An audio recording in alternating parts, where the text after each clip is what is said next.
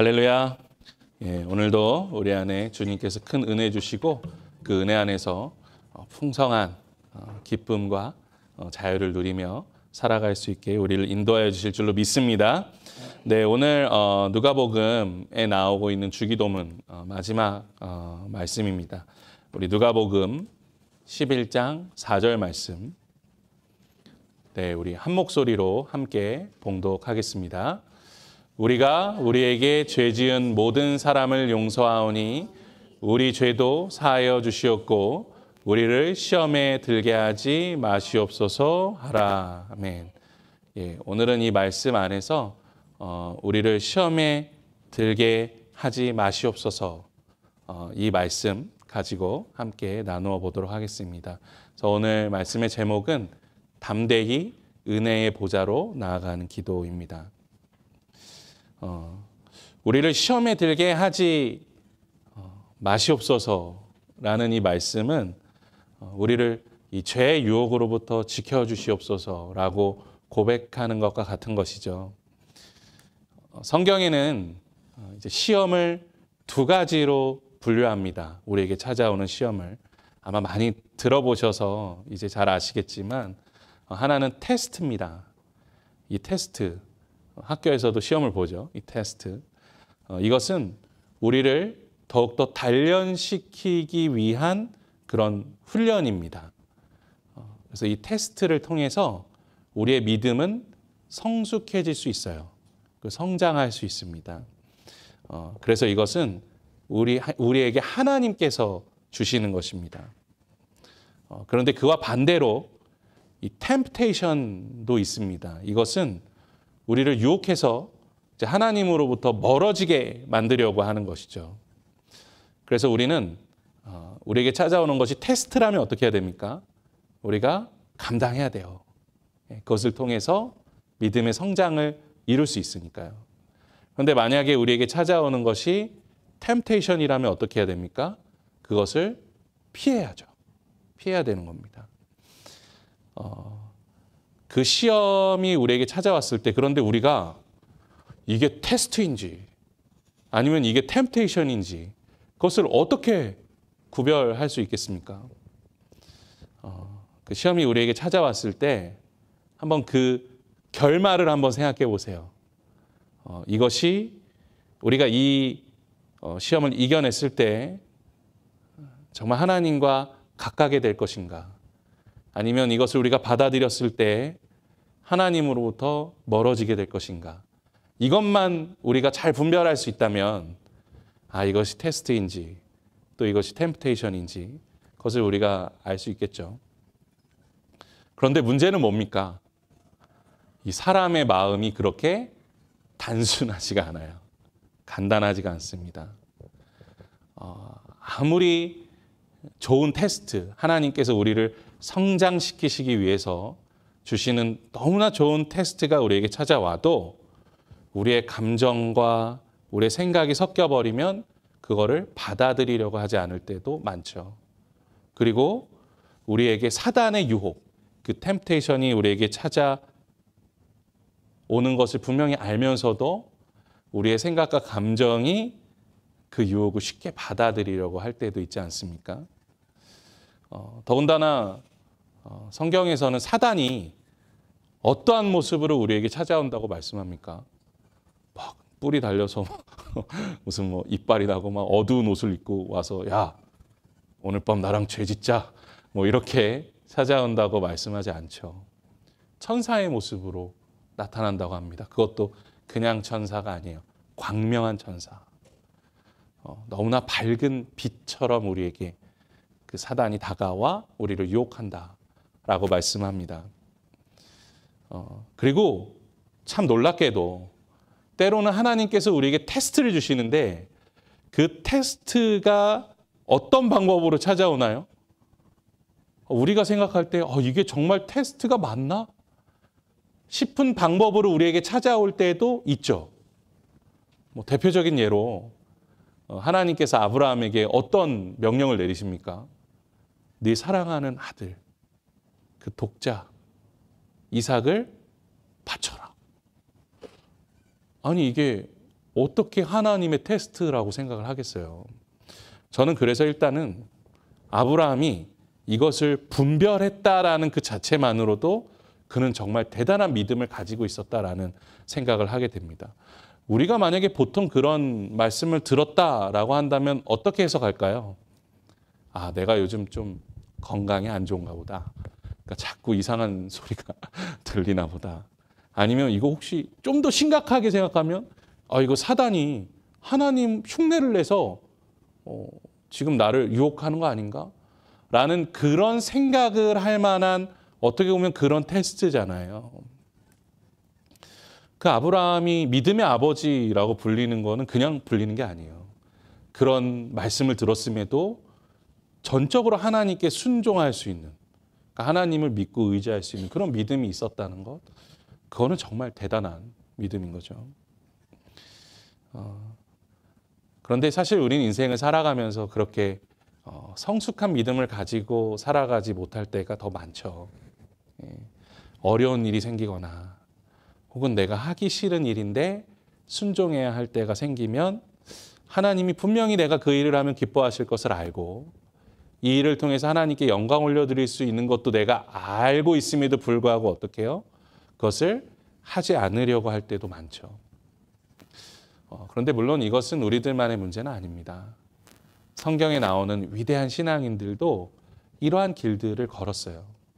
그러니까 우리가 잘 알고 있는 요나라는 선지자가 있죠.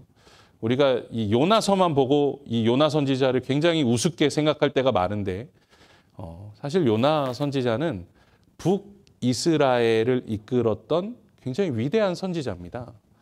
그 열왕기하 14장 25절 말씀에는 이 요나 선지자에 대해 나오는데 여로보암 2세 때 이 요나를 통해서 북이스라엘에 하나님의 말씀을 전합니다.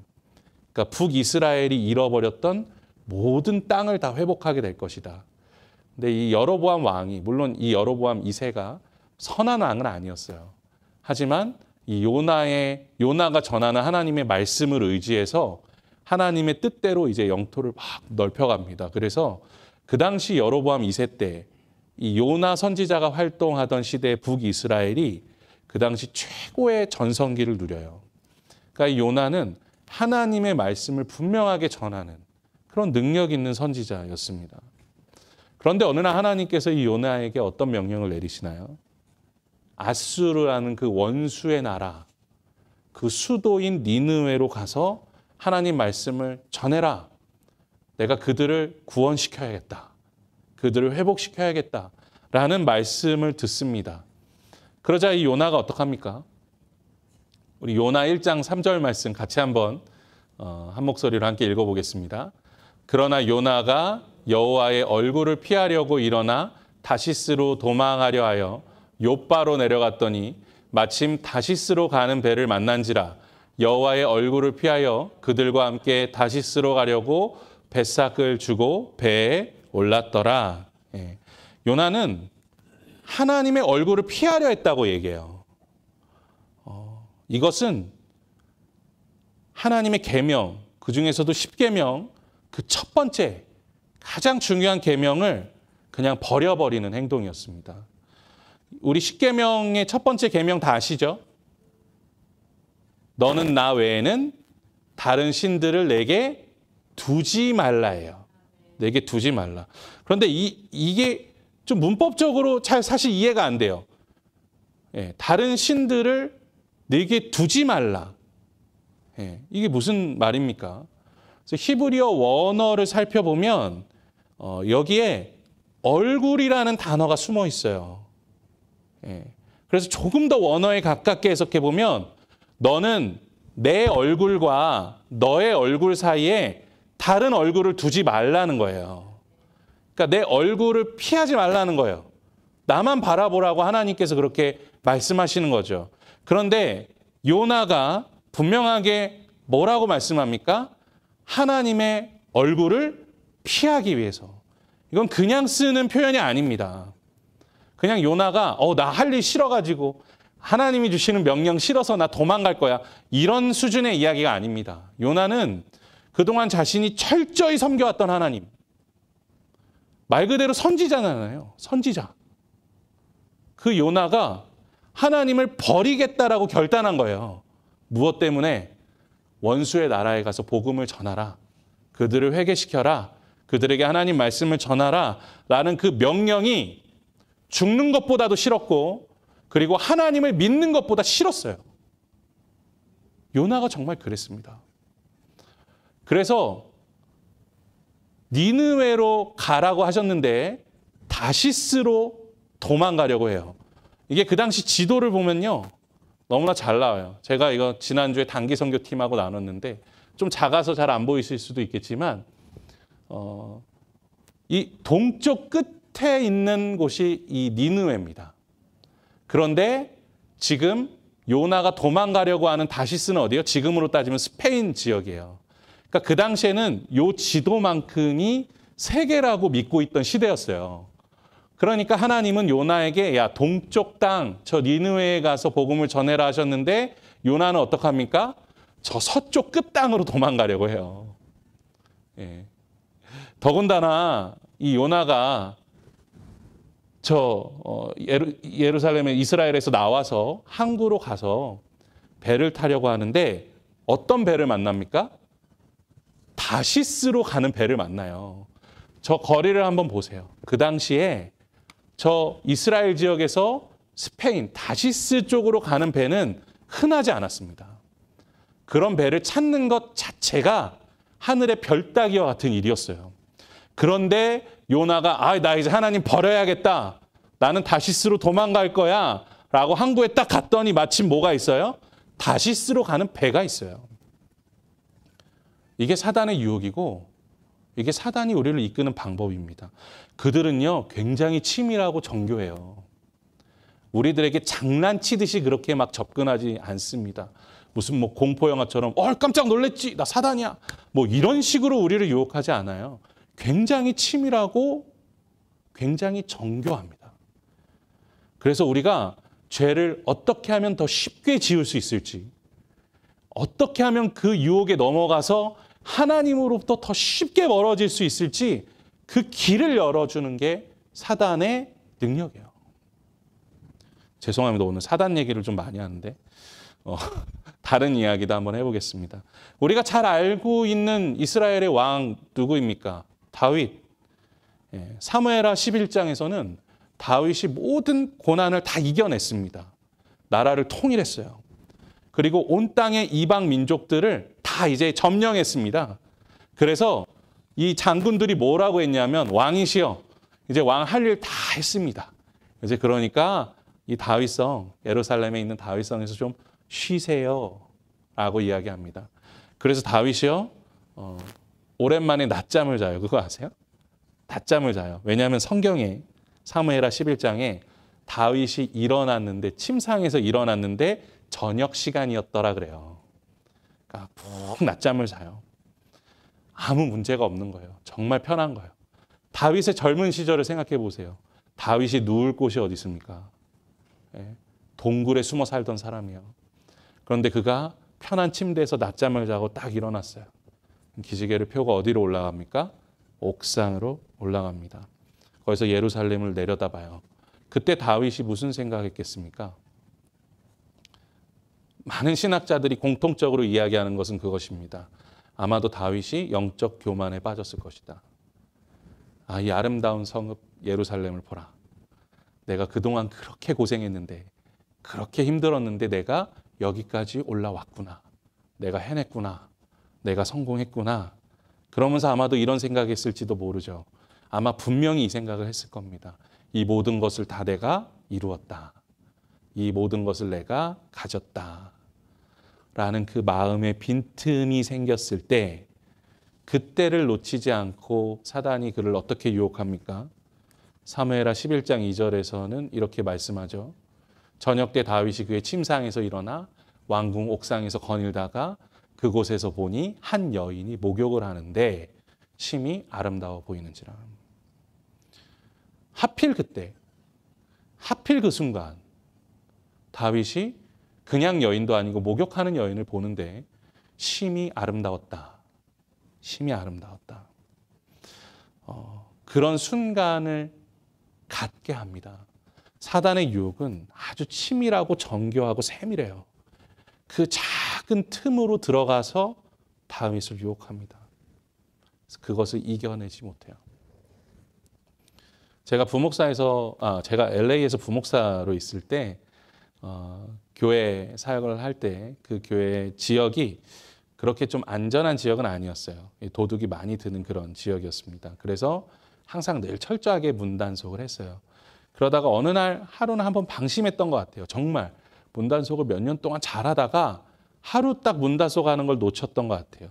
그런데 그날 어떻게 돼요? 도둑이 들어요. 그래서 벽에 있는 TV를 다 떼갔어요. 저희가 운이 없었나요? 그래서 그날 하루 딱 문단속 하지 않은 날 우연히 도둑이 저기를 한번 털어볼까 하고 갔는데 문이 열려 있어서 그렇게 도둑질을 했을까요? 그렇지 않습니다. 지금 생각해 보면 도둑은 뭐예요? 매일매일 문을 당겨보고 체크한 거죠. 그러다가 문이 열려 있으니까 털어간 거예요. 그러니까 저는 이 사단의 유혹도 마찬가지라고 생각합니다. 그러니까 사단은요, 절대 포기하지 않아요. 야, 쟤 예수 믿었으니까 이제 내버려 둬라. 쟤 말고 다른 사람 신경 쓰자. 쟤는 늘 성령 충만하니까 그냥 둬라. 쟤 괴롭히지 마라. 이렇게 포기하지 않습니다. 작은 빈틈도 놓치질 않습니다. 그래서 우리를 넘어뜨리기 위해서 이미 수백 가지, 수천 가지 계획을 세우고 있어요. 하나만 걸려봐라. 그렇기 때문에 우리가 신앙생활하면서 가장 중요한 것은 무엇입니까? 마음을 단속하는 거예요. 요나의 가장 큰 연약함이 뭐였습니까? 원수를 사랑하지 못하는 거예요. 그 틈을 비집고 들어가니까 하나님을 버려요. 다윗이 우리가 알지 않습니까? 얼마나 신실한 사람이었습니까? 절대 하나님을 버리지 않는 사람이었어요. 그런데 그 조그만 영적 교만. 사실 우리 인생을 생각해 보면 다윗이 그때 그 생각한 거, 그 작은 그 교만의 틈, 그거 교만하다고 말할 수 있겠습니까? 아무것도 아닐 거예요. 그런데 사단은 그 틈으로 비집고 들어가요. 그래서 죄를 짓게 만듭니다. 그래서 우리는 늘 우리의 마음을 단속해야 돼요. 그런데 그것이 쉽습니까? 불가능에 가까운 일이에요. 왜 그렇습니까? 요한일서 2장 16절에서는 이렇게 말씀하죠. 우리 한 목소리로 함께 봉독하겠습니다. 이는 세상에 있는 모든 것이 육신의 정욕과 안목의 정욕과 이생의 자랑이니 다 아버지께로부터 온 것이 아니요 세상으로부터 온 것이라. 아멘. 여러분, 세상에 선한 게 있나요? 없습니다. 성경이 분명하게 말씀하죠. 세상에 있는 모든 것이 세상으로부터 온 것이다. 세상에 있는 모든 것이 우리를 어떻게 하면 죄를 짓게 만들까? 우리를 어떻게 하면 넘어뜨릴까? 라는 데 그 목적을 두고 있다라는 거예요. 여기서 육신의 정욕은 뭐예요? 우리가 원하는 대로 살고 싶어 하는 것. 안목의 정욕은 뭐예요? 우리가 보는 것. 이생의 자랑은 뭐예요? 우리가 성공하고 싶어 하는 욕심, 돈을 향한 욕망, 관계를 향한 어떤 그런 욕심들, 그 모든 것들을 의미하는 거 아닙니까? 그러니까 이 세상에는요, 죄의 유혹이 어디에나 흐르고 있어요. 그렇기 때문에 우리가 아무리 마음을 단속해도, 우리가 문을 닫고 창문을 닫고 아무리 막아도 어떻게 해요? 틈이 생겨요. 그래서 조금만 방심하면 어떻게 됩니까? 요나처럼, 다윗처럼 넘어집니다. 제가 그렇게 안 보이지만 중고등학교 시절에 책을 굉장히 좋아했거든요. 그때 이제 가장 존경하는 두 인물이 괴테와 공자였습니다. 그래서 공자의 논어를 그때 읽었는데, 물론 한자로 읽은 건 아니고 한글로 읽었는데 그 논어에 이런 말이 나옵니다. 제가 지금도 되게 굉장히 좋아했던 말인데, 종심소욕 부류구라는 말이 나와요. 이게 뭐냐 하면 70살이 되면 마음에 원하는 대로 해도 나는 결코 법도에 벗어나지 않는다라는 말입니다. 너무 멋진 말이죠. 그래서 나도 그런 멋있는 할아버지가 되고 싶다. 멋있는 노인이 되고 싶다라는 그런 생각을 해보면서 하루하루 내가 이렇게 법도에 어긋나지 않는 삶을 하루하루 좀 살아가면서 조금 더 이렇게 성장하자라는 생각들을 많이 했는데 시간이 지날수록 느끼는 건 뭘까요? 공자는 틀렸다. 공자는 틀렸습니다. 여기 공자 사랑하시는 분들 계시면 죄송하지만 공자는 틀렸습니다.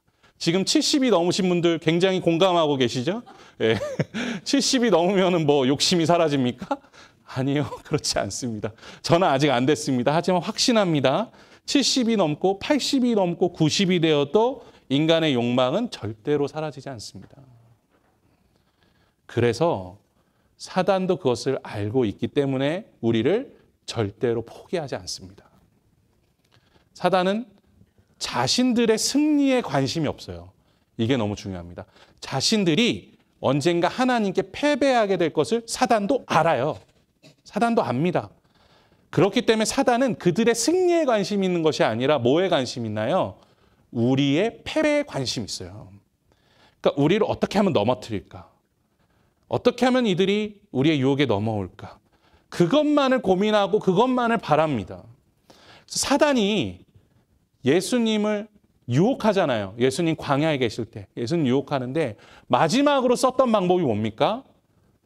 나에게 경배해라. 그러면 내가 뭘 줄게? 내가 가지고 있는 모든 걸 다 너에게 줄게. 그러니까 사단은 그래요. 나 하나 넘어뜨리기 위해서는 자기가 가지고 있는 모든 것 다 써도 아깝지 않은 거예요. 나의 패배 상관없어요. 우리만 넘어뜨리면 됩니다. 우리만 패배시키면 됩니다. 그러니 그 사단이 얼마나 집요하고 얼마나 정교하겠습니까? 그 목적을 이루기 위해서 사단은 절대 포기하지 않습니다. 요한계시록 12장 9절에서 이렇게 말씀하죠. 큰 용이 내쫓기니 옛 뱀, 곧 마귀라고도 하고 사탄이라고도 하며 온 천하를 꿰는 자라. 여기서 말씀하는 천하는 어떤 공간뿐만이 아닙니다. 시간도 포함하는 단어입니다. 모든 시간과 공간 안에서 우리를 유혹한다는 거예요. 사단이. 그래서 우리가 이 사단으로부터 도망칠 곳은 이 세상에 없습니다. 어디로 피해도 사단은 어김없이 찾아내고 끊임없이 우리를 유혹합니다. 그래서 바울은 스스로 뭐라고 고백했습니까? 오호라, 나는 곤고한 사람이다. 이 사망의 몸에서 누가 나를 건져내랴. 제가 지금 설교 말씀하는 거예요. 죄송합니다. 오늘 사단 이야기가 너무 많이 나오니까 우리를 절망에 빠뜨리려고 하나? 그런 생각하실 수도 있지만 그렇지 않습니다. 우리가 이걸 알아야 이겨낼 수 있지 않습니까? 이 세상엔 우리가 도망칠 곳이 없어요. 그런데 바울이 이 고백을 한 후에 어떤 고백을 합니까? 하지만 나는 우리 주 예수 그리스도로 말미암아 하나님께 감사하리라. 그 고백을 합니다. 왜요? 우리가 죄를 피해 도망갈 수 있는 곳이 딱 한 곳 있기 때문입니다. 그곳이 어디입니까? 은혜의 보좌예요. 예수 그리스도께서 함께 하시는 그 은혜의 보좌입니다. 죄는 은혜와 결단코 공존할 수 없습니다. 사단이 절대로 침범할 수 없는 곳이 바로 은혜입니다. 은혜. 우리 히브리서 4장 16절 말씀 함께 읽어볼까요? 함께 읽어보겠습니다. 그러므로 우리는 긍휼하심을 받고 때를 따라 돕는 은혜를 얻기 위하여 은혜의 보좌 앞에 담대히 나아갈 것이니라. 아멘. 은혜의 보좌는 구약 성경에서 말씀하는 성소 안에 있는 지성소, 그곳에 있는 거룩한 궤. 이 천사가 날개를 이렇게 하고 있잖아요. 그 거룩한 궤 위에. 근데 하나님이 임재하실 때 그 위에 앉으세요. 그래서 그것을 우리가 시은좌, 은혜의 보좌라고 부릅니다. 그러니까 하나님의 임재가 있는 거룩한 장소죠. 그 지성소는 1년에 단 하루 오직 대제사장만 그곳에 들어갈 수가 있었습니다. 아무나 들어갈 수가 없었어요. 그런데 예수님께서 십자가에서 죽으실 때 어떤 일이 일어납니까? 그 지성소의 휘장이 위로부터 아래로 찢어져 내립니다. 문이 활짝 열립니다. 그리고 그 은혜의 보좌가 이제 어디로 옮겨졌습니까? 예수 그리스도를 믿는 모든 사람들의 마음으로 옮겨졌습니다. 그래서 예수 그리스도를 믿는 모든 사람들의 삶 속에는 은혜의 보좌가 있습니다. 그래서 우리는 때를 따라 매 순간마다 우리를 도우시는 하나님의 은혜를 얻기 위하여 어디로 나아가야 합니까? 우리의 삶 가운데 함께 하시는 예수 그리스도, 그 은혜의 보좌 앞으로 나아가야 하는 것입니다. 사단이 우리를 유혹할 때 우리가 은혜의 보좌로 나아가면 주님 제 손 잡아주세요. 주님 저를 붙들어 주세요. 주님 저를 안아주세요. 라고 주님 앞에 나아가면 주님이 우리를 은혜로 안아주십니다. 그리고 때로는 우리가 죄도 짓죠. 넘어집니다. 부끄러운 일들이 우리에게 찾아옵니다. 하지만 사단이 우리를 포기하지 않는 것보다 하나님은 우리를 절대로 포기하지 않으십니다. 우리가 그 은혜의 보좌로 돌아오기만 하면 예수님 어떻게 하십니까? 우리를 안아주십니다. 괜찮다. 내가 너를 사랑한다. 그리고 우리가 하나님의 자녀로 살아갈 수 있도록 우리의 삶을 이끌어 주시죠. 우리를 시험에 들게 하지 마옵소서. 이 기도의 본질은 내게 능력 달라, 내게 힘을 달라, 내가 할 수 있다, 사단을 이길 수 있다, 그런 말씀을 하고 있는 것이 아닙니다. 우리가 사단을 이기는 방법은 단 하나입니다. 은혜의 보좌로 나아가는 거예요. 마치 암탉이 알을 품듯이 독수리가 자기의 새끼들을 그 날개 안에 감추듯이 우리는 예수 그리스도 안에 있을 때 정죄함이 없으신 하나님의 은혜를 경험하게 되는 것이죠. 우리는 그 은혜의 보좌로 나아가야 합니다. 주님, 저는 저의 힘으로, 저의 능력으로 사단의 유혹을 이길 자신이 없습니다. 저의 마음은 제 의지와는 상관없이 날마다 죄를 짓고 싶어 합니다. 죄를 좋아합니다. 그 욕망이 저의 삶에서 떠나지를 않습니다. 주님, 이런 저를 불쌍히 여겨주시옵소서. 오늘도 그 은혜를 저의 삶에 충만하게 채워주셔서 날마다 우리를 도우시기 원하시는 하나님의 그 은혜 안에 머물게 하여 주시옵소서. 이 기도가 늘 항상 우리의 삶 가운데 있어야 할 줄로 믿습니다. 그래서 우리는 기도해야 되는 거예요. 그래서 전심으로 예배해야 되는 것입니다. 말씀을 그냥 보는 것에 끝나는 것이 아니라 그 말씀을 우리 삶에 적용시켜야 돼요. 우리의 마음의 중심에 담아야 합니다. 그 풍성한 은혜 가운데로 나아가야 하는 것입니다. 그 은혜가 우리의 삶에 충만할 때 우리는 진정한 생명과 진리와 자유 안에 살아가는 것이죠. 그것이 무엇입니까? 하나님의 나라를 살아가는 겁니다. 하나님의 나라를 살아가는 우리 사랑하는 성도님들 되시기를 소망합니다. 그리고 한 가지 더 말씀드리면 하나님의 은혜에 우리가 그렇게 모든 삶을 맡겨드림과 동시에 우리 삶에 필요한 것이 있습니다. 그것은 무엇일까요? 우리의 결단입니다. 우리의 결단. 마음의 결단이 필요합니다.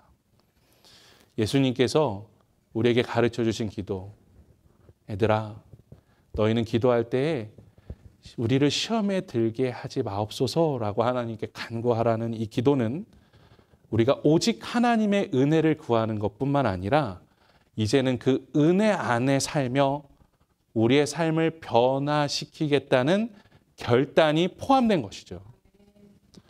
야고보서에서 무엇이라고 말씀합니까? 괜찮다. 맨날 죄짓고 회개해라. 평생 동안 죄짓고 회개해라. 그렇게 이야기하지 않습니다. 행함이 없는 믿음. 그것은 죽은 믿음이다. 이것은 무슨 말씀입니까? 내가 행해야 구원받는다. 그런 이야기하는 것이 아닙니다. 결단이 있어야 한다는 거예요. 삶의 변화가 필요합니다. 예수님을 닮아가는 삶의 모습의 변화가 우리 삶 속에 일어나야 되는 거예요. 라이놀드 니부어라는 신학자가 있습니다.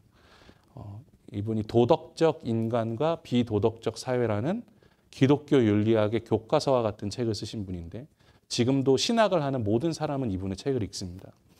그런데 이분이 한 기도문을 적고 매일매일 그것을 기도했다 그래요.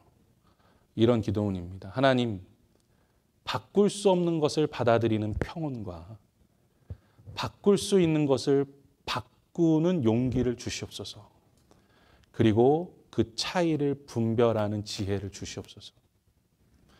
여러분, 우리는 어떻게 살아갈 때가 많습니까? 바꾸지 않고 편안하게 살려고 할 때가 많죠. 그리고 바꿔야 할 것을 바꾸지 않는 용기는 늘 우리 안에 가득합니다. 그것을 변화시켜야 된다는 거예요. 결단해야 한다는 거예요. 주님 주시는 지혜로 우리가 편안한 삶이 아니라 하나님이 주시는 평안의 삶 가운데로 나아가야 하고, 또 우리 삶이 예수 그리스도를 닮아가는 모습으로 변화되는 그러한 용기가 우리 삶 가운데 필요하다라는 것입니다. 저는 이것이 우리가 이 땅을 살아가며 사단의 유혹을 이기고 우리의 마음을 다스리며 결단하는데 반드시 필요한 기도라고 생각합니다. 항상 그 거룩과 성결의 자리로 나아가기 위해서 우리의 마음을 하나님께 드리고 하나님의 은혜 가운데 살아가는 우리 성도님들 되시기를 간절히 소망합니다.